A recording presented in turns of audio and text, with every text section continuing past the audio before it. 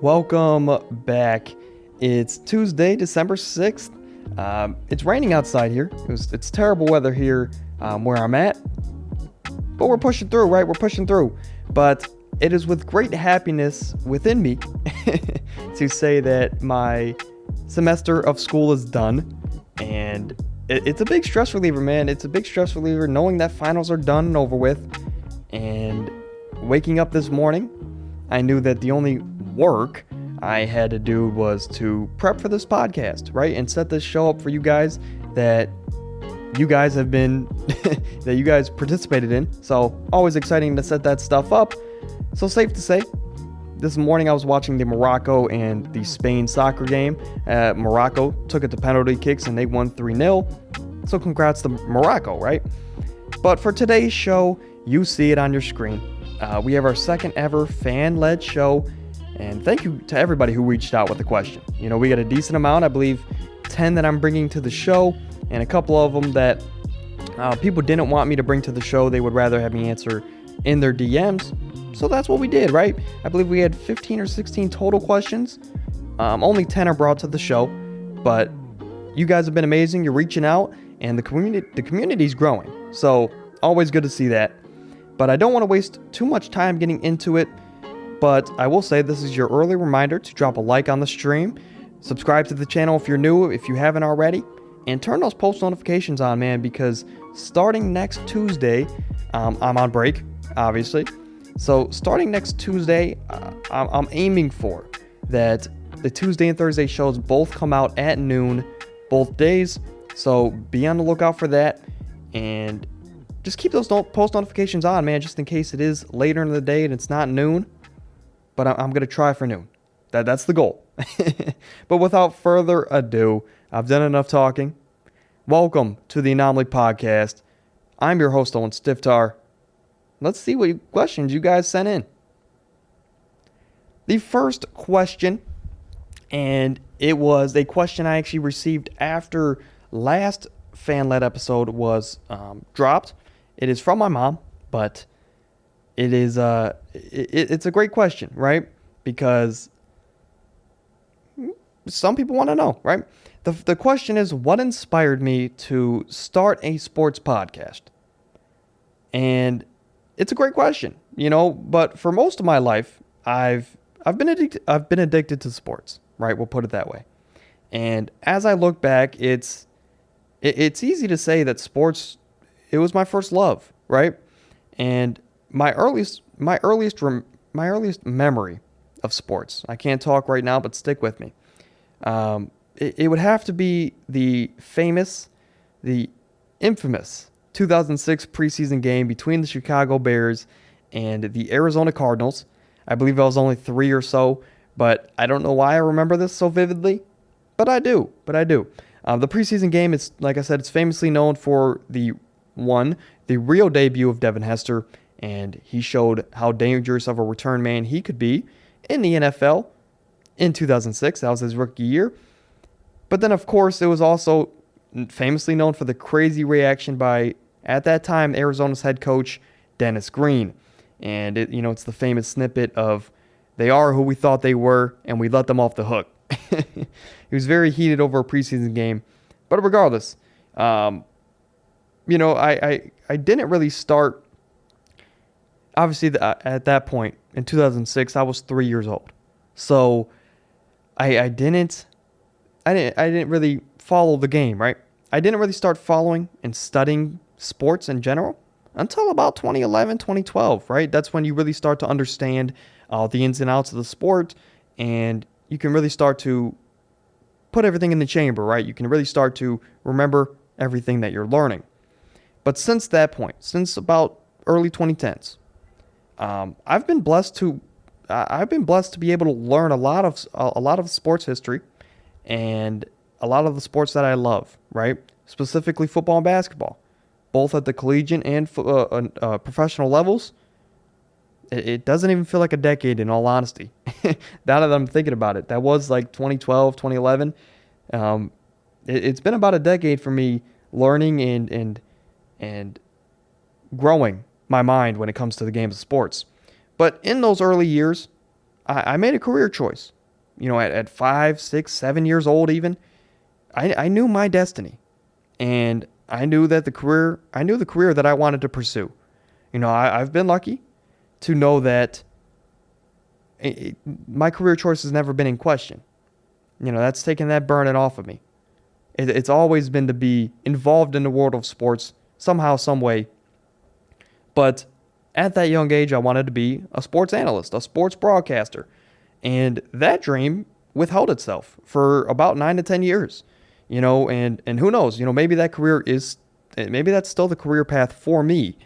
But the goal and the mindset has kind of shifted. With the emergence of social media, YouTube in this case specifically, sports podcasting has become very relevant and very successful. Now, I know there's the saying that anybody who's anybody can start a podcast, or anybody who's anybody can have a podcast, right? I get it. I get that. I get it. There's millions of podcasts out there. But I wouldn't be doing this if I didn't believe if I didn't believe I had a chance, if I didn't believe I wasn't next up. I wouldn't be wasting my time. But to directly answer your question, I believe I've been blessed to learn and obtain the information that I have to this point. And trust me, I know I have a long way to go, but with that and being on the radio for 3 years like I was in high school, and having multiple listeners call in and compliment me and my voice and my delivery, I believe this could be a future for me. The other beauty to working in sports is that the job's never going to get stale. There's always new stories or just different news that comes out, and it's going to always have my interest peaked. There's always news stories every single day, so it's never going to get boring for me. That's one beauty of it, and and another big reason, I can't talk, but stick with me. Another big reason is there's longevity in this business, right? In the profession of sports media, there is longevity available for it. And a lot of the guys that, for example, a lot of the guys that I grew up watching, they're still going at it today. Maybe they're on a different show or whatever, but they're still going at it today. And that's awesome for me to see, but it also proves that there is longevity in sports media. And for those two reasons, and I believe, the mindset has kind of shifted, but I'm happy it did, right? Especially with the power of social media. And I know for this podcast, the Anomaly Podcast, thank you for listening, by the way. I know it'll be a process to get this podcast to where I want it to go and where I want it to be, but it's all about taking one step at a time, dealing with the ups and downs of it, and keep it pushing, because if this podcast ever does take off, man, would that be a dream come true. Man, would that be a dream come true. But thanks for the question. I mean, basically, it's just with the emergence of social media and specifically YouTubers, the mindset has kind of shifted. And the goal is still the same. I still want to be in sports media, but I'm going to go about it a different way. That's how I'm going to put it. Question number 2, who do you look up to, and who's your role model in sports broadcasting, and why? The first question came in from my mom. This one's coming in from my sister, younger sister Chloe. Great question. This was a very fun question to reflect on, and like I mentioned, I used to watch ESPN and multiple sports talk shows religiously, right? And one that really caught my eye from a young age, just like many others, was First Take. And when I started watching it, it was hosted by the iconic duo of Stephen A. Smith and Skip Bayless. So both of those guys are still going at it today. Obviously, they're on different shows. Stephen A. is still with First Take. He's the kind of the face over there for that brand. But Skip Bayless is on a different show. Regardless, both of those guys are still going at it today. They still look amazing. But then, that duo, like I said, they split. When Skip went to another brand, Max Kellerman was another guy that came over from a show under the name of Sports Nation, which I love that show when he was there. Now I don't care for it too much. I'm not even sure if it's a televised program anymore. But when Max Kellerman came over from Sports Nation to First Take, I was very excited. And when he came to join Stephen A., I mean, those are two of my favorite TV analysts. And to this day, Max Kellerman might be my favorite. That's actually on TV, right?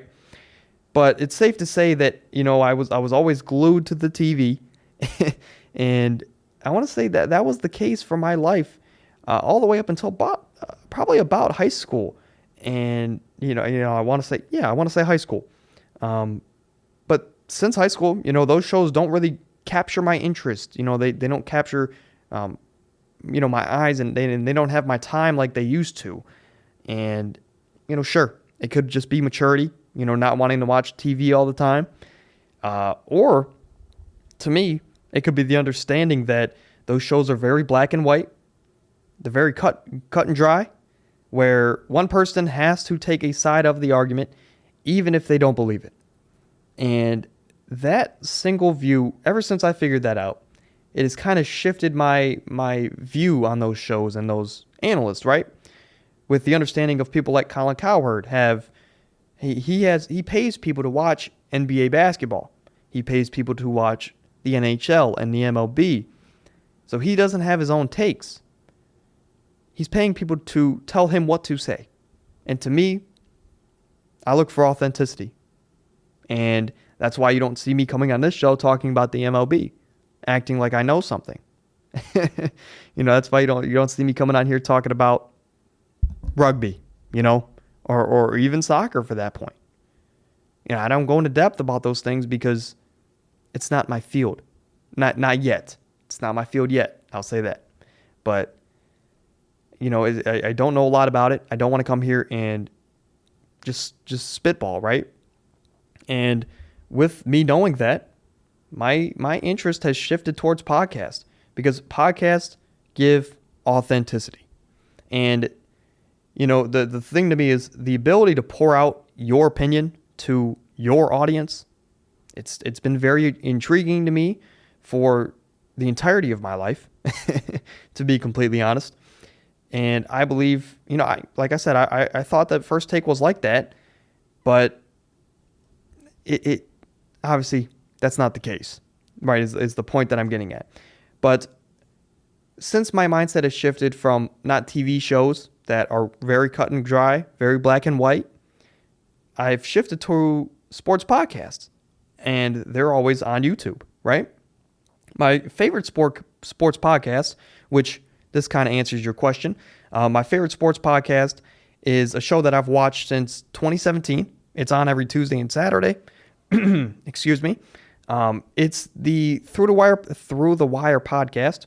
I believe it's on all the different media apps. You just got to search up Through the Wire. Every Tuesday and Saturday, it's up there. But shout out to them boys. Over there, they're killing it. They just got to do an NBA opening night little podcast outside the studio or outside the Warriors arena. So they're killing it over there. I mean, they're meeting new guys each and every day, getting to do interviews each and every day. So they're killing it. And specifically, the reason I found out about this Through the Wire podcast and the Through the Wire podcast, the reason why it started was because of one guy. And his government name is Kenny Beecham, but most people know him as King of the Fourth Quarter. That's his username tag. He started off just with a lot of basketball content, right? It is the Through the Wire podcast is a basketball related show. So that's what you're getting if you go over there. But the King of the Fourth Quarter, I've single-handedly watched him grow throughout the years. And by doing so, he's left an impact on many of us listeners. I've seen him go from his parents' basement to his own house, and he even has a little, like he even has his, the group, right? They have a little apartment strictly for the podcasting studio. So that's awesome to me. It's the little things for me, right? But He's done a lot of cool things over the years. He's met a lot of cool people that I would love to meet, like Shaq, and he's talked to JJ Redick and Steph Curry and a lot of legends. I can't think of him right now, but he's met a lot of cool people over the years, starting in his parents' basement to this point. It's been amazing to see. And not to mention in 2017, he started the Through the Wire podcast with his friends, and it's exploded, right? I mean, I believe they have a quarter to a million. They have 250,000 subscribers. I'll put it that way. So they're growing. They're doing podcasts everywhere. It's been amazing to see. That's been one of the biggest inspirations to me. Another podcast that I love, and it kind of has a similar story to it, but it's not a sports podcast. The podcast that you'll see on the left of your screen, it's going to have the white background, the little cartoon figure. It's a life advice podcast, and it's called the Creator Podcast, right? It's a life podcast that talks about how we're playing a four-dimensional game called life, and the dude's super smart, super wise. He started off as a YouTuber, in a small apartment that he did have. He was a Madden YouTuber. He's grown, and he's been able to learn over the years and do all this cool stuff, and he's brought this podcast out to fans, for other people to learn, and it's he's very wise, right? And if sports aren't all the way your thing, the Creator Podcast is something that you would probably enjoy. They're shorter episodes, about 20 minutes at the most, and it's changed my outlook on a lot of things. It's a good reminder, even if you do already know this stuff, it's just a good reminder, right? To hear certain things in different assets of your life. But those two podcasts, man, Dion, he is the host of the Creator Podcast on the left, and the Through the Wire podcast on the right of your screen, with the arrow pointing to Kenny Beecham, King of the Fourth Quarter. Those two guys have been the biggest influences for me to kind of make that shift from the TV shows to sports podcasting. Now, the question 3 is also from Chloe. So it was really, really good questions. But her question is, what are your favorite teams to talk about or cover, and why? Unfortunately, we'll make this one quick. I know last one we kind of rambled. But unfortunately, I don't have a direct answer for this one off the top of my head. But as I mentioned earlier, the world of sports it's a revolving door. There's always more news and stories that come out each and every day. And, though I don't have a direct answer to this one, I'd say my favorite thing is that there's not going to always be one thing to talk about. There's not always you're not going to hear me talk about the same thing multiple times throughout the week, unless it's a super, super big story, right? But interestingly enough, though, I don't care too much to talk about my hometown teams, right? So for my case, that would be the Cavs, the Browns, the Guardians, if I ever get into baseball. I don't care too much to talk about my hometown teams. Maybe it's because I grew up as Cleveland sports fans, and we're used to getting our hopes up just to have them put down. And, or maybe it's just because most times, if we don't have LeBron James, our teams suck in my lifetime. I don't know. Maybe it's because it's because I'm from here and I usually hear it on the radio or whatever. But to answer your question, I don't have a direct team that I love to cover, but I will say that I weirdly enough don't like to cover my hometown teams, as crazy as that may sound. Excuse me, I don't know what it is, but I can't seem to get this cough out. Regardless, next question comes in from Zach, a good friend of the show. His question is, what's next for Baker Mayfield? Is he done? And what about San Francisco? Obviously, we talked about San Francisco earlier with the Brock Purdy situation, but let's get into it. A great question coming in, and I believe this one is fairly simple to me, right? Maybe it just makes too much sense, as crazy as that might sound, but maybe this just makes too much sense to me that I don't see this as a crazy scenario. that other people might view it as, right? But from the day as a Browns fan that we acquired Deshaun Watson and gave him 230 plus million guaranteed, the highest in the NFL history by far, I believed that the best bet for Baker was to go to the front office and to request a trade to one team and one team only, and that's the Tampa Bay Buccaneers. That was I requested a trade to Tampa. That's what I've said for about a year and a half now. And I believe it's still his best option. Instead of going to a San Francisco where you're going to a team that's won 5 straight games, you have to instantly, quickly learn a new playbook. Then you got to go out there and have all the pressure on you to perform at a very high level to make sure that team doesn't fall off a cliff. I mean, that could be career ending right there for Baker Mayfield. If he went to another situation and let down yet another team, that could be career ending. So instead of putting yourself in that situation, Baker, I believe you go sit behind the greatest of all time. Go sit a year or two behind Tom Brady, or however long it takes that he decides to hang it up and to stop winning so many Super Bowls, right? Whenever he decides he's done winning Super Bowls, then you could take over because you have a great coaching staff over there in Todd Bowles, and Bruce Arians is still in the cut. He's still monitoring everything. They have a great coaching staff, is my point. They have a great offense, great defense. They have their draft assets, so that's not going anywhere. Go sit behind Tom Brady for a year. I mean, the only person you have to compete with after Tom Brady retires is Kyle Trask. And though I'm a Gators fan, and though I'm very biased, talent-wise, from a talent perspective, if Baker can figure it out, he's going to be a better quarterback than Kyle Trask. So I don't understand why Baker doesn't put his pride aside and and go sit behind Tom Brady. I think it'll only be a year or two, but go learn from the GOAT is my message to Baker Mayfield. Next question. Question 5, we have how does the rest of the Browns season look to you, aka playoffs? And will Deshaun Watson end up being a big regret for the Browns franchise, saying that he already brings a lot of attention as is? To me, I think you're going to have attention as is. I mean, when we go out there and we trade for a quarterback like Deshaun Watson, who had baggage, to say the least, behind him when he came to Cleveland. Obviously, that's why he served an 11-game suspension.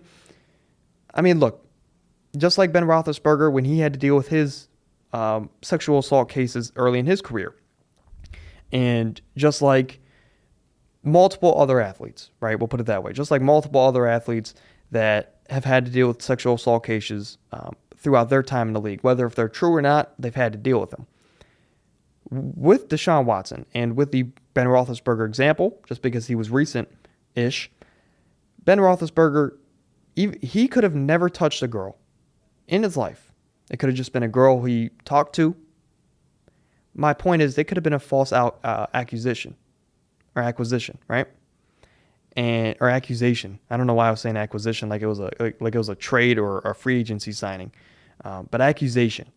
For Ben Roethlisberger, it could have been a false accusation, and even though it's a false accusation, he had that on his, he was associated with sexual assault for his whole career, from the day that came out to the day he retired, and even now, people will say that Ben Roethlisberger sexually assaulted a girl. And look, this is a side tangent. I've always been a pro player, and in the sense that this is, if a girl were to, I understand I'm not answering your question. I'll get back to it, Em. That question's coming in from my stepmom. But I'm always pro player in the fact that any girl ever, even if they've never met you, can come out and say that you sexually assaulted them. And obviously we know professional athletes, they make a lot of money. And even if that girl, like I said, never talked to the athlete, and it could be a false accusation, it's going to leave that stigma on that player, in this case Deshaun Watson, and his career, and his family's name for a very long time.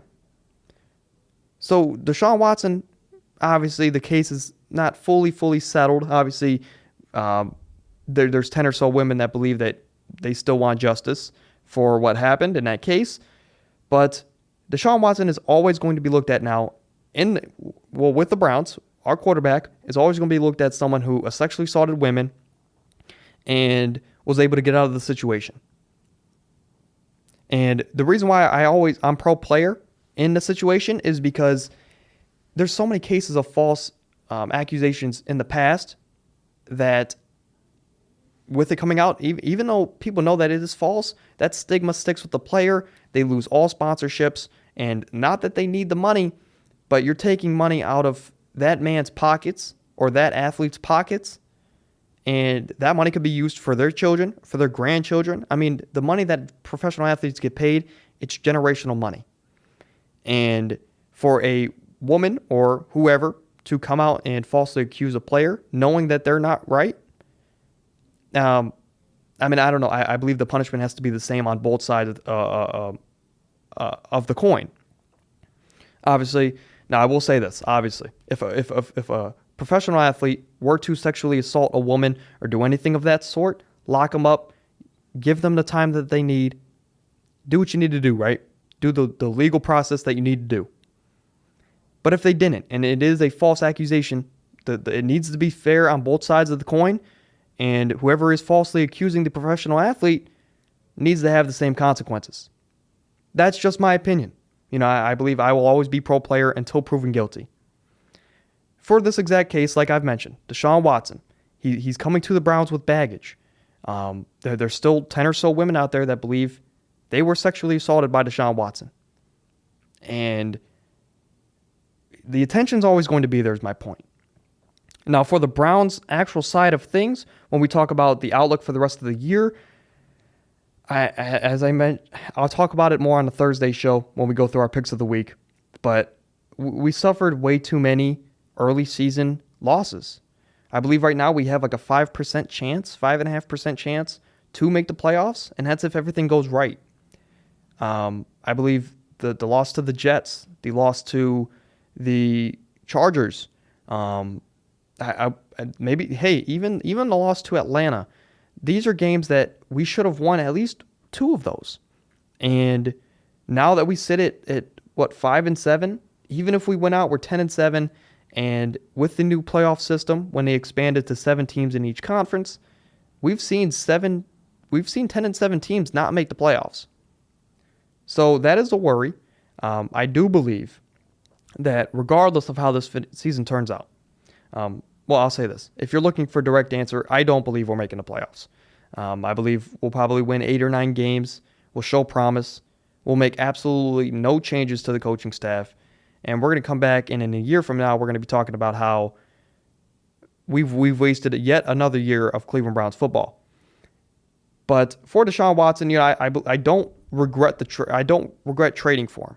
When he plays, he is a top 5, top 10 quarterback at the bare minimum. Deshaun Watson is a generational quarterback, and he is a franchise changer. So I don't regret giving him $230+ million. I don't regret trading all those draft assets for him, because when you get a guy like Deshaun Watson, he can change everything. I'll put it out there this way. If Deshaun Watson plays to this point in the year, we are at least 8-4.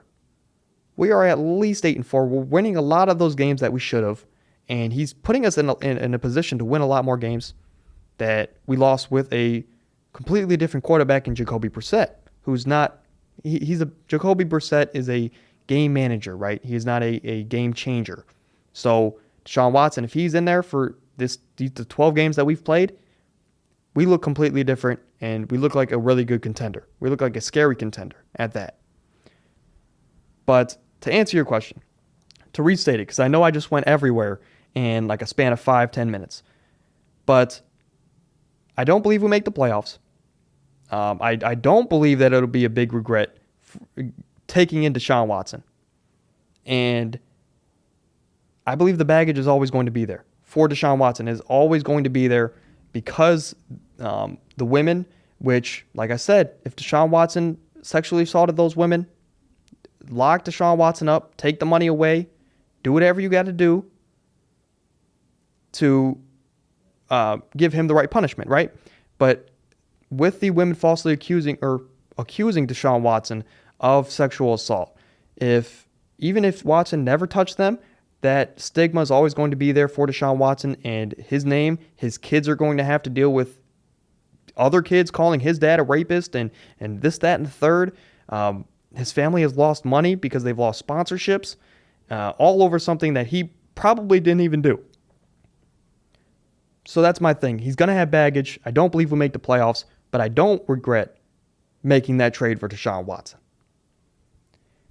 The next question kind of goes hand in hand with the question that we just answered, so we can run through it relatively quick, but it kind of goes off a different path. This question comes in from my dad. He says, Russell Wilson is a Super Bowl winning quarterback that left his team and went to the Broncos, where he undoubtedly regressed in his playmaking ability and hasn't been very good all season long. Do you see any potential parallels between him and Deshaun Watson, or do you think that Deshaun Watson will shake off the rust and return to the elite level that he was at previously? Look, I know he knows this. I know this. we gotta be real. Deshaun Watson, before that game, hasn't played a regular season game in 700 plus days. And obviously, professional sports are not easy in any sense of the word. They're not easy. That's why 1% of athletes make it to that level, and even less than that are successful at that level, or have longevity at that level. For a 700-day absence, even though Deshaun Watson is as talented as he is, there is going to be an adjustment period. I mean, last week, we'll talk about it on Thursday, Deshaun Watson, a lot of his throws were short, and they were on target, but they were short. And I think that is just a rust thing. I mean, it's a feel. You have to feel the game. You have to adapt to the game. And I will put it this way. For the remainder of the year, I believe us Browns fans have to limit our expectations for Deshaun Watson. And Deshaun Watson, I'll say we'll limit our expectations because I don't expect him to return to top 5 form until the end of the season, which is why I don't believe we make the playoffs. But going into next year, if he still looks like this, that's going to be concerning. But unless that is the case, no, I do believe he will shake off this rust before the end of the season. I just don't believe he will be at the top 5 level that we're accustomed to seeing Deshaun Watson play at, right? But for Russell Wilson, I do want to say that there is that viral video or the viral pictures that are going around that if I remember when throwing the pictures up in the editing process, if I can remember, I'll put them up there. But basically, I'll put it this way. The Denver Broncos have the worst offensive line in the game of football. And there's multiple, I believe a Denver Broncos fan has put together like a minute or two compilation of plays that the pocket has collapsed in the first couple seconds of the play, right? So for Russell Wilson, yes, he struggled this season, and yes, Nathaniel Hackett I don't believe in as a coach, but he hasn't even had time to process what's going on the field before he has 3 or 4 defensive linemen in his face ready to take him down, right? For Russell Wilson, I do believe it's getting to the point where he is being disrespected. But I will say it is Russell Wilson's fault for coming into the season not 100%, which we can obviously tell he still hasn't recovered from the injuries he had in the offseason. It is his fault for coming into this season not 100%. And they're 3-9 because of it. I mean, his decision-making has been off. As you mentioned, he's lost some of that playmaking ability. But I believe a lot of the Denver Broncos struggles start with Russell Wilson and Nathaniel Hackett adapting to each other. It is a new system for this offense all around. But it also is that offensive line. I mean, it's god-awful. And if Russell Wilson doesn't have 2 seconds to process what's going on downfield, let alone 4 or 5 seconds like Jalen Hurts has in Philly, which that's been the big comparison.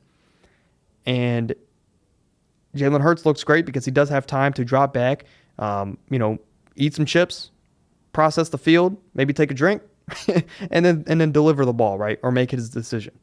Russell Wilson doesn't have that. Russell Wilson has the least amount of time in the pocket this season than any other starting quarterback in the NFL per Pro Football Focus. And that's been a big reason why I believe his decision-making has been off. Now, I will say, like I said, he doesn't look as good this year in Russell Wilson, but a lot of that's their offensive line. For Deshaun Watson, like I said, I believe he will shake off the rust this season. In fact, I just don't believe he'll be top 5, top 10, like we're accustomed to seeing this season. Next question comes in from Zaire. Has Justin Fields proved that he isn't a bust this season? This question might sound crazy if you don't keep up with all the ongoing news and narratives that go around about each and every single player. But basically, after last season, there was questions on if Justin Fields was NFL ready. Did the Bears make a mistake trading up for the number 10 pick and grabbing Justin Fields, giving up all the assets that they did? Was it a mistake? And this question, we'll go through it very quickly. As I mentioned with Deshaun Watson, there is a period of time for collegiate athletes coming into any professional sport, or just coming off of an injury or coming off of a suspension in Deshaun Watson's case. You have to adapt, right? There's nothing like in-game speed, and there's nothing like the in-game feel. And for Deshaun Watson, coming off a suspension, you see that for someone who's proven in the NFL. For collegiate athletes, we usually see, even for number 1 picks in any sport, there is a period that they need to adapt to the speed of the game at the professional level and just the feel to the game, right? And it's very rare that you'll see a player like, for example, in the NBA now, like Paolo Banchero, the number 1 pick for the Orlando Magic. It's rare that we see a player like that come in and immediately have an impact on his team and dropping almost triple-doubles every single game. But when we get back to Justin Fields, his first year, he didn't look great at all. But Matt Nagy's out the door. They got Eberflus in there, a new head coach. And Eberflus, surprisingly enough, it might sound crazy, but he is putting his playmakers in the best position to succeed. That's something that Matt Nagy didn't do. He had Justin Fields be a pocket passer, which I'll say this. Nobody expected Justin Fields to be this elite on the run and have this crazy mobility in his legs that Matt Nagy never showed off, because at Ohio State, Justin Fields was primarily a pocket passer. But Matt Eberflus, the new coach for the Chicago Bears, he's untapped some potential in Justin Fields, letting him flourish, letting him have the green light to pretty much do anything that he wants on an NFL football field. And we've seen that this season. He just came off an injury, a shoulder injury, and one of his first plays back off an injured week, he rushes for a 40-yard touchdown against Green Bay. And then he comes to the post-game interview and says that he wasn't running fast enough. So, Justin Fields, to answer your question, yes, he had bust narratives around his name after his first season. I don't believe there's any doubt now. It's Justin Fields' team. Sometimes like that adjustment period, it might take one game, couple games, half a season, or maybe even a full year. And we're seeing that with Justin Fields. It's taken him a little longer to adjust to the game, and he's playing elite football. He's playing elite football. And though that the Bears have lost a lot of games this season, I believe they're 3-9 or something like that. They're terrible. Justin Fields has looked good, and that's the most important thing, because the most important player on a football team, especially a successful football team, is the quarterback. Very rarely will you see a team go anywhere of importance without an elite quarterback. The Bears seem to have found that quarterback. They just need to surround him with some pieces. So to answer your question, yes, he's proved that he is not a bust. He is a potential franchise guy. They just need to give him more time to develop and surround him with some pieces, please. so he doesn't have to run every single play. The next question is, the Miami Dolphins, will they win the AFC East? And if they did, would they possibly get home field advantage? As I will mention on Thursday's show, Buffalo, they took over the number 1 seed in the AFC. They do have the tiebreaker over the Kansas City Chiefs. So at this point, it would be very hard for the Chiefs to recapture number 1 in the AFC. So that really opens up the door for 2 teams, the Cincinnati Bengals or the Miami Dolphins. And for the Cincinnati Bengals, I mean, they've been red hot. They've won four games in a row, I believe. If Cincy can turn it on like they did last season, they have a shot at number 1. Now for Miami, they're a division foe of the Buffalo Bills. And I don't remember off the top of my head if they've already played this season. But I know that Miami plays the Bills, not this week, but next week, and maybe even the last week of the season. So Miami, the door is wide open, even though they're coming off of a loss to San Francisco. They're only 1 game back from the Buffalo Bills. If they can win out, they can have the number 1 seed in the AFC East. Do I think it'll happen? No. You're asking a lot. In last week's game against the Niners, it seemed as though that Tua Tagovailoa, the quarterback for the Miami Dolphins, he suffered another injury, and this time it's in his ankle, his planting foot too. So his right foot, or his left foot, excuse me. So what I mean by the planting foot is that it's the foot that he pushes off of when he's going to make his throws. So could be a big injury for the Miami Dolphins at quarterback. They're gonna need a lot to go their way to get home field advantage. And for that reason, they would need to pass the Buffalo Bills, which I don't see happening. Give me Buffalo to keep home field advantage for the remainder of the season. So to answer your question, AJ, no, I don't believe Miami wins the AFC East. Next up, we have a question coming in from Bakari. We got to speed up here. But his question is, if things fall apart in Brooklyn and KD were to be traded, as it's been rumored a lot, which team is the best fit and why? Obviously, the thing about KD is KD. He's arguably the greatest offensive skilled player that we've ever seen touch a basketball. He's arguably the best offensive player we've ever seen touch a basketball. Obviously, I'd go a different route saying he's just the greatest scorer. But regardless, KD is KD. Wherever he goes, he's going to be elite, and he's going to give the other team buckets. I mean, if we're talking, for this question, if we're talking more so if he just wants to go for legacy, and if he just wants to go for, I want to win over the fans, I want to be viewed as one of the best players ever, a sneaky team could be the Oklahoma City Thunder. As crazy as that sounds, but the OKC Thunder, they have the draft capital. They've shown a lot of promise this year. Shai Gilgeous-Alexander has taken that step to be an all-star level. It would be a shame if he doesn't get the all-star nod this year, but Shai Gilgeous and that Thunder team, if you could pair KD, they're going to be able to, if they're that bad, they can maybe even bring in Vic. So if you had Victor Wembanyama, Shai Gilgeous-Alexander, you trade away some young pieces with a boatload of picks, which they have 27 first-round picks, so trade half of them. I don't care. You're getting Kevin Durant. You pair Shai, Victor Wembanyama, maybe even Chet with KD. I mean, KD, it's just a feel-good story. He's returning home or to the team that drafted him, and if he can get that team to just compete or maybe even win a championship with the other young stars taking a step, that'd be amazing for him.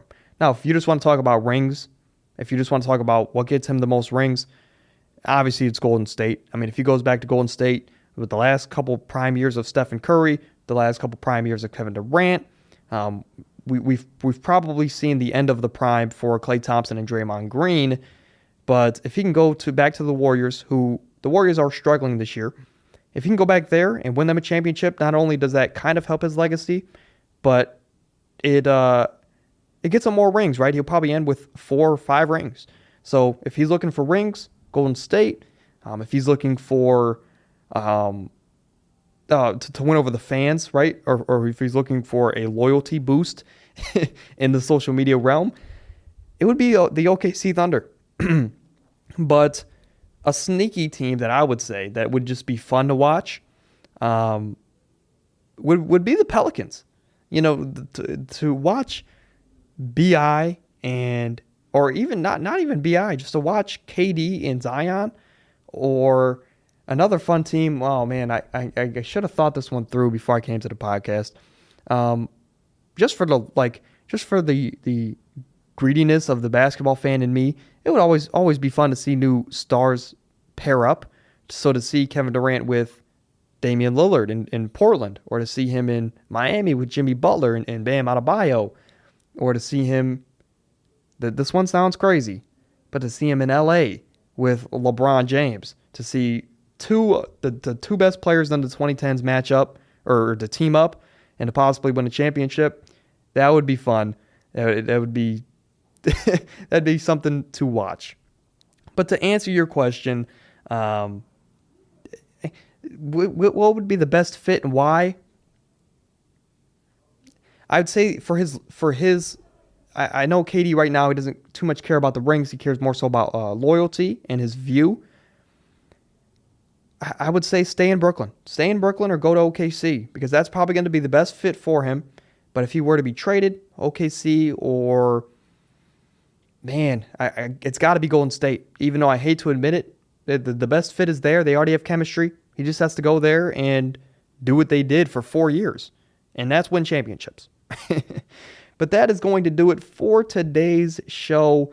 A question I want to ask you guys. This is my question. This is my Q&A to you.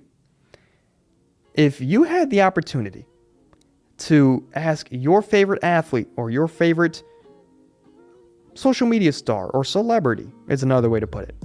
If you had the opportunity to ask your favorite celebrity one question, what would that question be and why? Very interesting. I was actually asked that question by a person that didn't want to be named here on the show. It was one of those extra 5 questions that I answered in the DMs. Basically, I said that, well, if you didn't know my favorite athletes of all time, in football, it's Drew Brees. And in basketball, it's a tie between LeBron James and Carmelo Anthony. I told him, I said, man, that's something I got to really think about. I told him, give me a week and I'll come back with a question that I would want to answer or ask those guys, right? If I ever were to sit down and talk to Drew Brees or Carmelo Anthony or LeBron James. I mean, that's something I got to think about. But I want to ask you guys. One, tell me in the live chat or in the comments below which celebrity it would be. And then tell me, what's that one question? That one question that you would ask them. Very, very interesting to see what you guys would say. But okay, that is going to do it for today's show. I will see you guys on Tuesday. And like I said, be on the lookout. Turn those post notifications on. Or I'll see you guys on Thursday. What am I talking about? For our weekly NFL coverage. But Thursday, we'll get our Week 14 coverage out the way. And starting next Tuesday, have those post notifications turned on. Because from here on out, I believe every show might come out at noon. So be on the lookout for that. This is your reminder to drop a like, subscribe to the channel, turn those notifications on. And until Thursday, peace, love, and hugs. Thank you guys for participating in the fan-led show. We'll have another one in about a month. But until Thursday, peace, love, and hugs. I'm out.